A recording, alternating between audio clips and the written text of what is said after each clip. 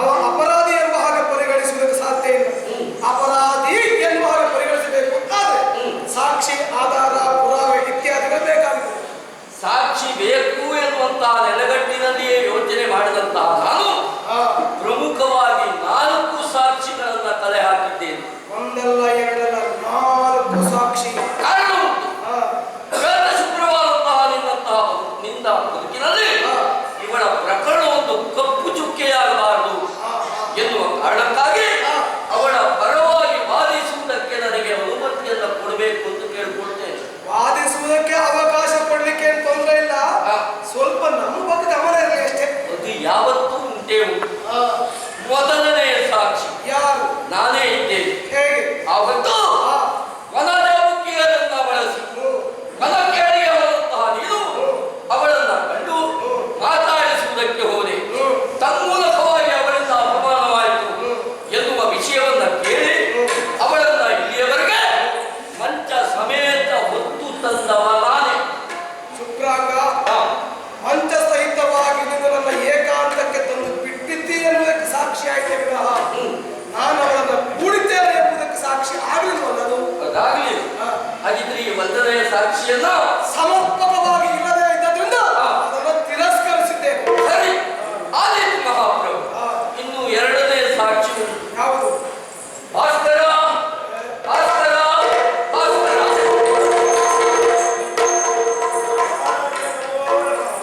ರೋಗ ಇದ್ದರೆ ವಿಮರ್ಶೆ ಆದರೂ ಪ್ರಯತ್ನ ಪಟ್ಟು ಉದ್ಧಾರ ಆಗುವ ಲಕ್ಷಣ ಕಾರಣ. ಕರೆದದ್ಯಾರ? ನೀವು ಹೋಗಿ ನಮಸ್ಕಾರ ಮಾಡಿದ್ಯಾರ? ಮಹಾರಾಜ. ಯಾಕೆ ಬಂದು ಹೋಗಿ ನಮಸ್ಕಾರ ಮಾಡಿದೆ? ಮಹಾರಾಜಂದ್ರೆ ಯಾರು? ಯಾರು? ದೇವರಿಗೆ. ಆಸ್ಥಾನ ಅಂದ್ರೆ ಏನು? ದೇವಸ್ಥಾನಕ್ಕೆ ಸಮ. ದೇವಸ್ಥಾನದಲ್ಲಿ ಸುಳ್ಳು ಹೇಳಿದ್ರೆ ಅದಕ್ಕಾಗಿ ಸತ್ಯವನ್ನೇ ಕೈ ಮುಕ್ಕೊಂಡು ಹೇಳಬೇಕು. ಸತ್ಯವನ್ನೇ ಹೇಳುತ್ತೇನೆ, ಸತ್ಯವನ್ನಲ್ಲದೆ ಮತ್ತೇನನ್ನು ಹೇಳುತ್ತಿಲ್ಲ.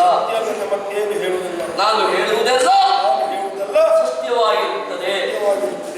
ಓದಿ ಕಾಣ್ತಾ ಇದ್ದಾರಲ್ಲ, ಅವಳನ್ನ ಹಿಂದೆಯಲ್ಲಿಯಾದ್ರೂ ನೋಡಿದ್ದೀಯ ನೀನು? ಈಗ ನೋಡ್ತಾ ಇರೋದು ಸೇರಿ ಅಂದ್ರೆ ಹಿಂದೆಯೂ ನೋಡಿದ್ದೀಯ ಅಂತ. ಮೊದಲ ಬಾರಿ ನೋಡಿದ್ದೀಯ ಆವತ್ತು ರಾತ್ರಿಯ ಸಮಯ ಮಂಚ ಸಮೇತ ಎತ್ಕೊಂಡು ಬರ್ಲಿಕ್ಕೆ ನನ್ನ ಜೊತೆಗೆ. ಆವತ್ತು ಆ ನಂತರದಲ್ಲಿ ಅದೇ ದಿನ ಮನೆಗೆ ಹೋಗ್ಲಿಕ್ಕೆ ಸಿದ್ಧ ತಿಳಿದವ. ಸರಿ, ಮನೆಗೆ ಹೋಗ್ಲಿ. ಹುಡುಗು ಮಿಂಚು ಮಳೆ ಅಲ್ಲೇ ಹೊರಗಡೆ ಮಾಡಿ ಆಸ್ಥಾನದ ಚಾವಡಿಯಲ್ಲಿಯೇ ಮಲಗಿದೆ. ಆಮೇಲೆ ರಾತ್ರಿಯ ಸಮಯ ಯಾರಲ್ಲಿ ಆಮೇಲೆ ನೋಡುವಾಗ ಮಹಾರಾಜನ ಹತ್ತಿರದಲ್ಲಿ ಉಳಿದ್ದ. ಆಮೇಲೆ ಮಹಾರಾಜರ ಪರಿಸ್ಥಿತಿ ಹೇಗಿದ್ದಾಗ ಮಹಾರಾಜರು ಮುಖದಲ್ಲೆಲ್ಲ ದೇವರು, ಇವಳ ಪಾಪ ಕಣ್ಣೀರು. ಇವಳ ಪರಿಸ್ಥಿತಿ ಹೇಗಿತ್ತು? ಕಣ್ಣೀರು. ಆಮೇಲೆ ಕುಪ್ಪಸೆಲ್ಲ ಹತ್ತಿತ್ತು. ಕೇಶರಾಶಿ ಇದನ್ನ ನೋಡಿ ನೀನು ಏನನ್ನ ತಿಳಿದುಕೊಂಡೆ? ಇವರಿಬ್ಬರೊಳಗೆ ಏನೋ ಒಂದು ಏನೋ ಆಗಿದೆ ಅಂತ ಅರ್ಥ ಆಯ್ತು. ಇದು ಎರಡನೇ ಬಾರಿ ನೋಡಿದ. ಇನ್ನು ಮೂರನೇ ಬಾರಿ ನೋಡ್ತಾ ಇದ್ದೆ. ಆಮೇಲೆ ಮಹಾರಾಜ ಕರ್ಣಿ ಏನು ಹೇಳಿದ್ರು? ಎಲ್ಲಿಂದ ಕರ್ಕೊಂಡು ಬಂದಿ ಅಲ್ಲಿಗೆ. ಸರಿ, ನಾನು ಹೇಳುವಲ್ಲಿಯವರೆಗೆ ರಾಜ್ಯವನ್ನು ಬಿಟ್ಟು ಆ ಕಡೆ ಈ ಕಡೆ ಎಂದು ಹೋಗ್ಲಿಕ್ಕಿಲ್ಲ. ಬೇಕಾದಾಗ ಬಂದು ಸಾಕ್ಷಿಯನ್ನು ಹೇಳಬೇಕಾದ್ರೆ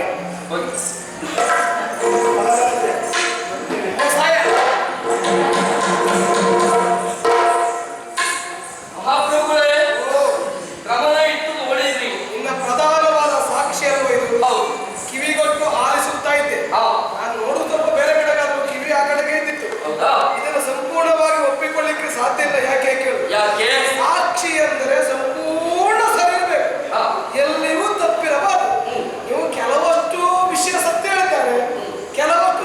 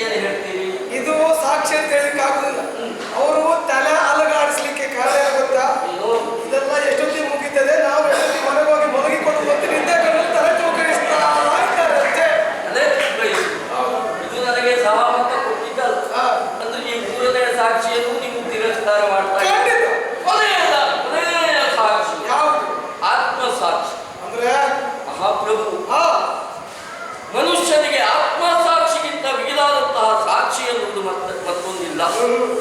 ನಮ್ಮನ್ನು ನಾವು ನಂಬಿದಷ್ಟು ಇನ್ನೊಬ್ಬರನ್ನು ನಂಬುವುದಕ್ಕಾಗುವುದಿಲ್ಲ. ಖಂಡಿತ. ಅಂತಹ ಆತ್ಮಸಾಕ್ಷಿಯಿಂದ ನೀವು ಮಾತಾಡಬೇಕು.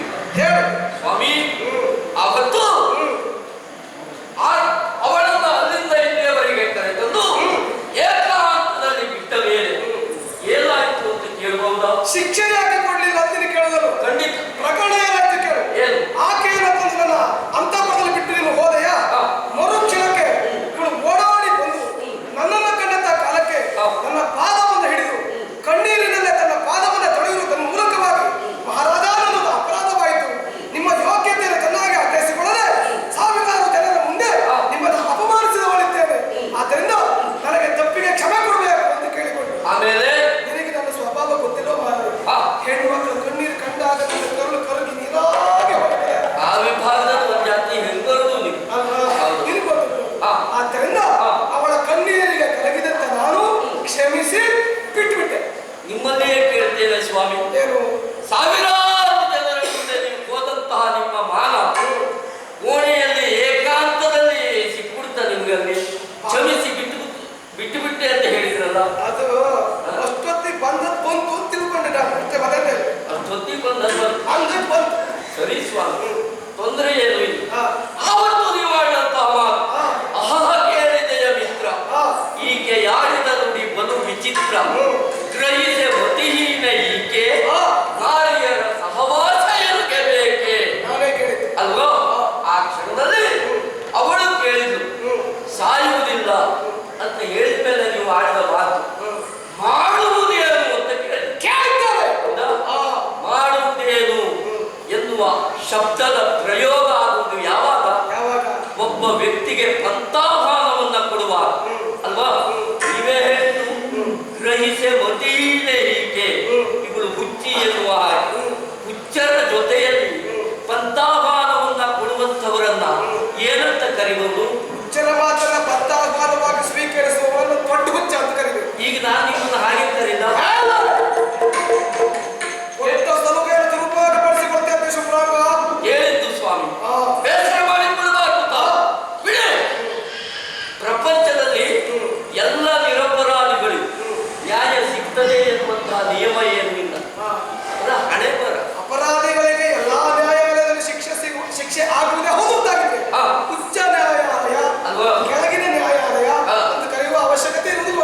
ಸರಿಯ ಹಾಗೆ ಎಲ್ಲಿಯೋ ನ್ಯಾಯವನ್ನು ತಿಳಿಸಬೇಕು ಎನ್ನುವ ಕಾರಣಕ್ಕಾಗಿ ಕಣ್ಣೀರು ಹಾಕಿದ್ದನ್ನು ಕಂಡು ಕರೆದುಕೊಂಡು ಬಂದು ಒಂದು ಮಾತಾಡಿದವರು ಕ್ಷಮಿಸಿ